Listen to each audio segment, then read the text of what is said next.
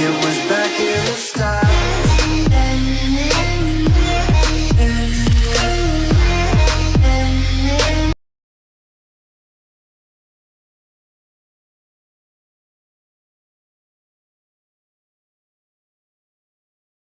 Kepentingan dan bias merupakan dua konsep yang sering kali saling terkait, terutama dalam konteks pengambilan keputusan, analisis informasi, dan interaksi sosial. Memahami keduanya sangat penting untuk mencapai keadilan, objektivitas, dan pemahaman yang lebih baik dalam berbagai situasi. Berikut adalah penjelasan tentang kepentingan dan bias, serta bagaimana keduanya berinteraksi. 1. Definisi kepentingan. Kepentingan merujuk pada tujuan, kebutuhan, atau harapan individu, kelompok, atau organisasi yang memengaruhi cara mereka berinteraksi dengan dunia.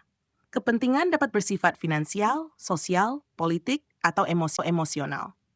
Contoh, seorang pemilik perusahaan mungkin memiliki kepentingan untuk meningkatkan laba, sedangkan seorang aktivis lingkungan mungkin memiliki kepentingan untuk melindungi alam. Definisi bias. Bias adalah kecenderungan untuk berpikir, berperilaku, atau menilai sesuatu dengan cara tertentu, seringkali tanpa pertimbangkan sudut pandang lain.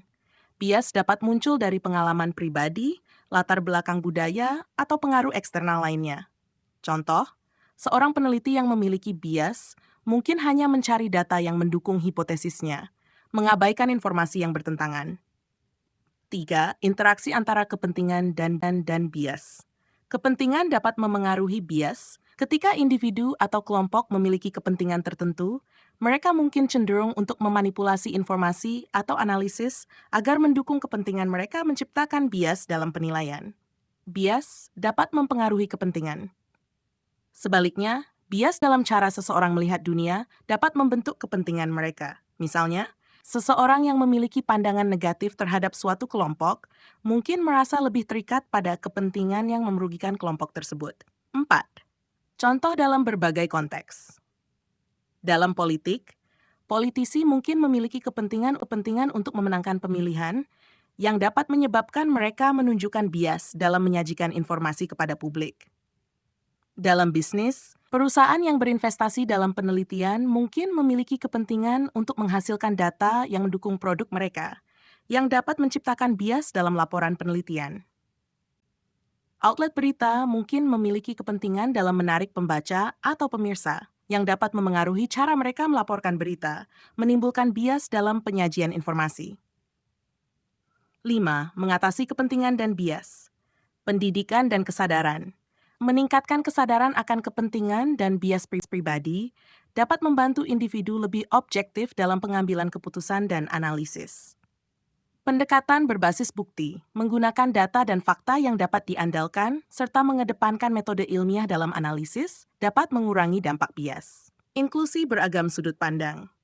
Mendorong dialog terbuka dan melibatkan berbagai perspektif dalam pengambilan keputusan dapat membantu mengurangi bias yang berasal dari kepentingan sempit.